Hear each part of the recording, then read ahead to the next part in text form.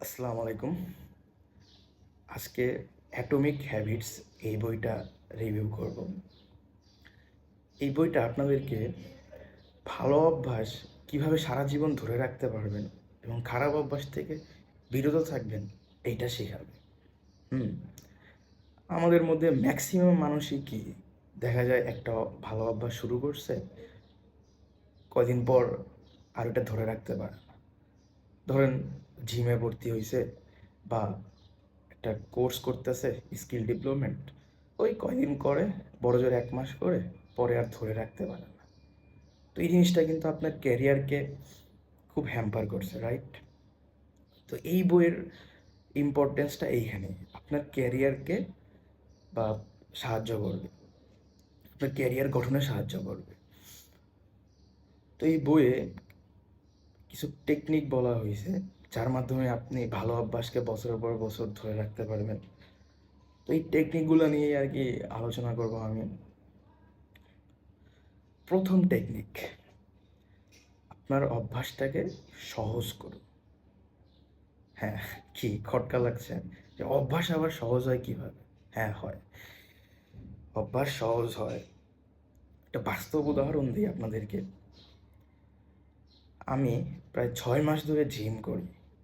হ্যাঁ, তো প্রথম যখন জিমে ভর্তি হই, আমার সাথে আরও অনেকেই ভর্তি হয়। তো ওনারা ভুলটা কী করে, যে শুরুতেই এই জিমটাকে কঠিন করে ফেলে, শুরুতেই ঘন্টার পর ঘন্টা জিম করে। হ্যাঁ, দেখা যায় ওই শুরুতেই অনেক বেশি ওয়েট নিয়ে জিম করা শুরু করলো। তো মস্তিষ্ক কি, আমাদের মস্তিষ্ক কি চায় কঠিন জিনিস নিতে চায়? আমাদের মস্তিষ্ক চায় সহজ জিনিস, রাইট? তো ওনারা 1 মাস করেই ছেড়ে দিলাম। কিন্তু আমি তো এই বই পড়ছি, আমার টার্গেট ছিল আমি শুরুতে জিমটাকে সহজ করব। আমি প্রতিদিন অল্প অল্প করে জিম করতাম, বেশিক্ষণ করতাম না, এত ওয়েটও নিতাম না।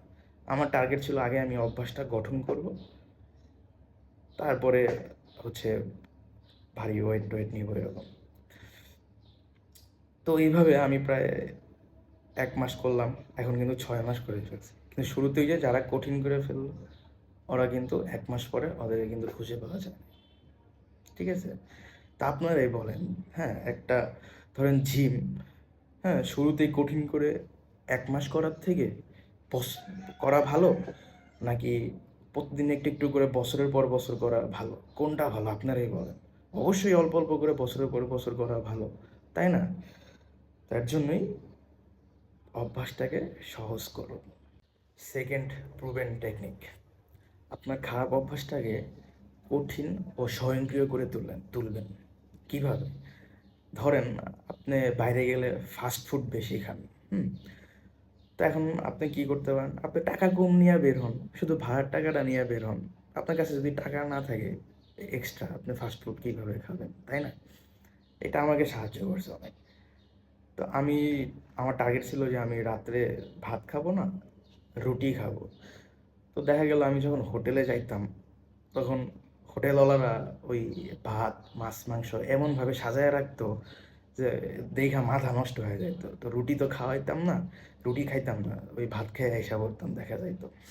তো আমি কি করলাম, হোটেলে গেলে শুধু রুটির টাকাটা নিয়ে বের হইতাম। ঠিক আছে? তো যতই আমার ভাত খাওয়ার ক্রেভিং উঠুক, আমার কাছে তো টাকা নাই ভাত খাওয়ার, তো দেখা গেত আমি রুটি খেয়েই চলে আসতাম। হ্যাঁ, মানে অভ্যাসটাকে, আহ, খারাপ অভ্যাসটাকে মানে একটু মাইন্ড কাট চিপে ফেলাই দিতাম, বুঝছেন? তো আপনি ধরেন চান যে আপনি ধরেন কি বলে, আপনি রাত জায়গায় ফোন চালান অনেক বেশি। তা আপনি কি করতে পারেন, আপনি আপনার ওয়াইফাই আলারে বললেন যে ভাই রাত 10টার পরে আমার ওয়াইফাইটা তুমি অফ করে দিবা। হ্যাঁ, এরকম আর কি, মানে খারাপ অভ্যাসটাকে মাইন্ড কাট চিপায় ফেলাইতে হবে, ওকে? থার্ড প্রুভেন টেকনিক, সঠিক পরিবেশ নির্বাচন। হ্যাঁ, এটা সবচেয়ে গুরুত্বপূর্ণ মনে হয় আমার কাছে। আপনি এমন একটা পরিবেশে থাকেন যেখানে সবাই উল্টাপাল্টা জীবনযাপন করে, আপনি দেখবেন পারবেন না ভালো অভ্যাস গঠন করতে। হুম কারণ আপনি একটা জিমে ভর্তি হইলেন যেখানে আপনার অনেক বন্ধু বান্ধব আছে, তাহলে দেখবেন চাইতে মন চাবে। বন্ধু বান্ধব না থাকলে দেখবেন এত মন চাবে না। আবার জিমটা আপনার বাসার থেকে যদি অনেক দূরে হয়, তাহলে দেখবেন চাইতে মন চাবে না। আপনার জিমটা বাসার কাছে রাখতে হবে। হুম আবার আপনি কোনো একটা স্কিল শিখতে চাইলেন, লেটসে আপনি আর্ট শিখতে যাচ্ছেন, তো আপনি কী করবেন, আপনার পরিবেশটা কীভাবে সাজাবেন? আপনার যে পড়ার টেবিলটা আছে, ওই টেবিলে পেন্সিল টেন্সিল রং টং এগুলো সময় মতো সাজায় রাখবেন। আবার ধরুন আপনি বই পড়তে চান নিয়মিত, তা আপনার পরিবেশটা কীভাবে সাজাবেন? আপনি শোবার ঘরে আপনার বইগুলা রাখলেন, আপনার বালিশের পাশে বইগুলা রাখলেন, তাহলে যখনই আপনি শুতে যাবেন আপনার বইগুলো আপনার নজরে পড়বে, দেখবেন অটোমেটিক বই পড়তে মন চাবে, হ্যাঁ? আবার ধরেন আপনি একটু হেলদি খাবার খেতে চান, ধরেন ফলমূল খেতে চান, তো আপনি ফলগুলা ফ্রিজের এমন এক কোণায় রাখলেন, ওগুলো আপনার নজরেই আসে না, তো নজরে না আসলে ওগুলা কি খাইতে মন খাবেন আপনি? এমন জায়গায় রাখতে হবে যাতে আপনার নজরে আসে, পরিবেশটাকে ওইভাবে সাজাইতে হবে যাতে আপনার নজরে আসে, তাই না? তো এটা খুব ইম্পর্টেন্ট, সঠিক পরিবেশ নির্বাচন। ফোর্থ প্রুভেন টেকনিক, আপনার অভ্যাসটাকে পুরস্কৃত করতে হবে। পুরস্কৃত, রিওয়ার্ড। কিভাবে পারবেন এটা? ধরেন আপনি বললেন যে আমি 1 ঘন্টা জিম করব, দেন আমি মুভি দেখব, এইভাবে আর কি।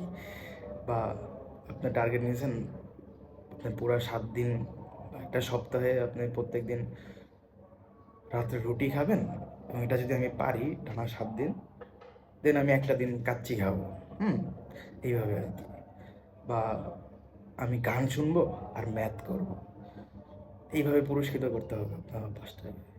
ধরেন আপনার প্রিয় টিমের ফুটবল ম্যাচ আছে রাত 10টা বাজে, তা আপনি কী করবেন, আপনি টানা পড়বেন 6টা থেকে 10টা পর্যন্ত পড়লেন, পরে আপনার প্রিয় টিমের খেলা দেখলেন, এইভাবে আর কি, হ্যাঁ, এইভাবে। তো এই বইয়ে আরও অনেক প্রুভেন টেকনিক আছে, সব বলবো না আমি, কারণ আমার উদ্দেশ্য এই বই রিভিউ করার। আমি চাই আপনারা বইটা পড়েন, হ্যাঁ, বইটা পড়েন।